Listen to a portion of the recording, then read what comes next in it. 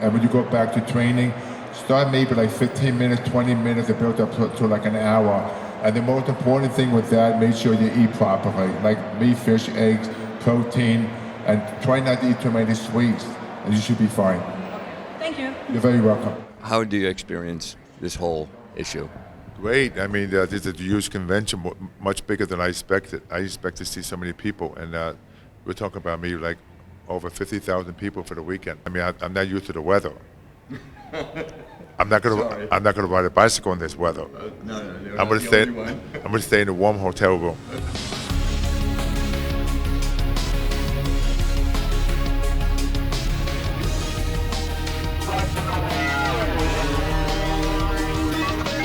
You are one of the actors that has portrayed one of the characters, one of the oldest characters on TV.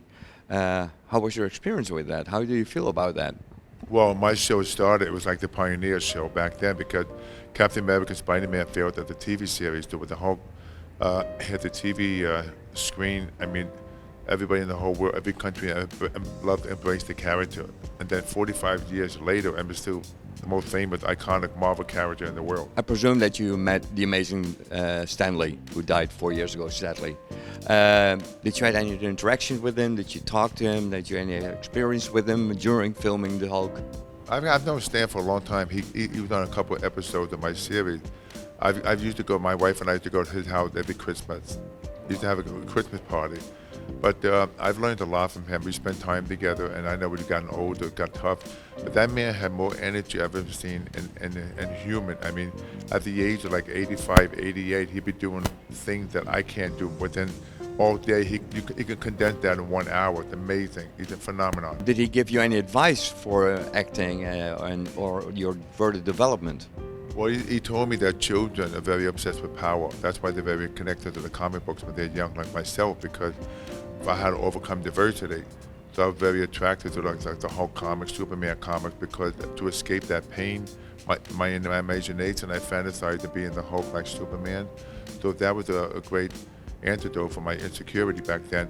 But Stan Lee told me other things. I've talked to him about different characters. He told me that many years ago when he was working for a living, he would go to parties with his wife, and when he told people that what he did for a living, writing comic books, they walked away from him. And he's been bankrupt twice.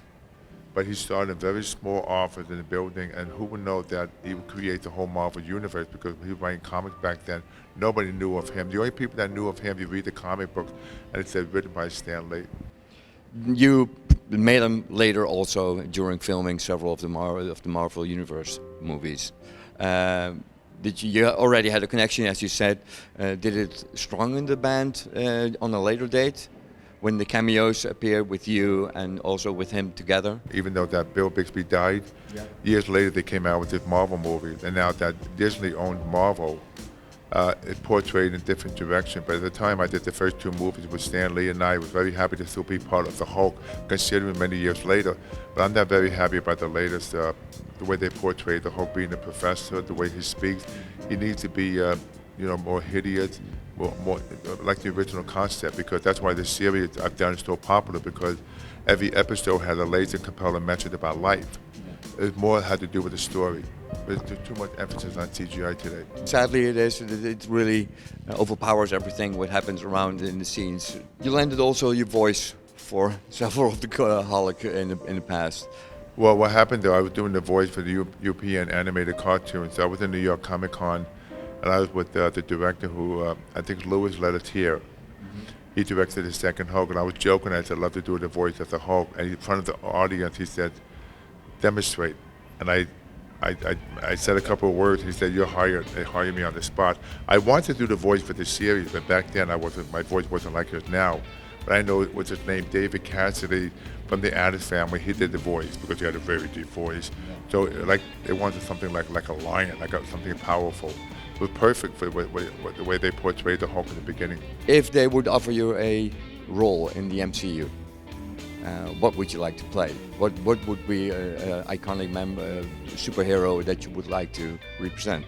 Like Nick Fury, Samuel Jackson, more like that. Something where you see myself like has an authority effect, something that they can integrate me in different Marvel movies, something like that. Not just another like the Hulk creature or something like the Thing, but something that bring age to the character, more like a god, Something like Zeus or Hercules, like you played. more like the devil. Lucifer, really? Mephisto? I think you could picture that, yeah. Oh yeah, on my bad side, right? I can imagine that one. We asked our visitors of our website for some questions. Did you see the She-Hulk, for instance? Not yet. I've seen the trailer for it. I think I'm pretty excited because it's great to see a She-Hulk. I'm not happy about the Hulk, Mark Ruffalo, but I can see She-Hulk. It's nice, but I think a lot of women like it, but a lot of people have mixed views. I need to see it. I haven't seen it yet. We tried to get She-Hulk off the ground back maybe almost 40 years ago. Back in I was doing the Hulk series. We were talking about having She-Hulk maybe like integrated with the series, but it didn't work out. We were supposed to go to Jamaica to film, but we came this close for some reason. I think they turned it down because I think it didn't have the effect on women yet. You were also in The Offer, the Godfather series. How was that? Great, because Godfather is one of the greatest movies ever made. Back in 1970, I'll never forget when I watched Godfather. I ran into the character I played, Luca Brasi. He's a former hitman, and then the mafia, and then like Dan Fogel here, he played Francis Ford Coppola. So it's nice to be part of that. The fact that it's just so many years later, it's like the 50th anniversary, but people don't realize how the Godfather got made. It wasn't just a book became a movie. There were so many elements involved, like the threat, the mafia, Frank Sinatra, the studio, the executive. So when you watch the series, it makes you appreciate the movie getting made. So you definitely also met Dan Fogler on set. Yeah, we work together, yeah. The last one question that I have, what's next for Lou Ferrigno? Well, I finished this horror movie. It'll be coming out next year. And I'm a sheriff. I've been a police officer for 17 years. I do a lot of speaking. I do a whole bunch of stuff. I enjoy every day because now, especially the last 3 years, we had to deal with COVID. Yeah. So I'm just very happy to count my blessings. I'm still here. The family's still here. I should give back much as I can in the future. Appreciate it, really. You're really an icon for me, especially back then. And all the best. You got it. Okay, thank you.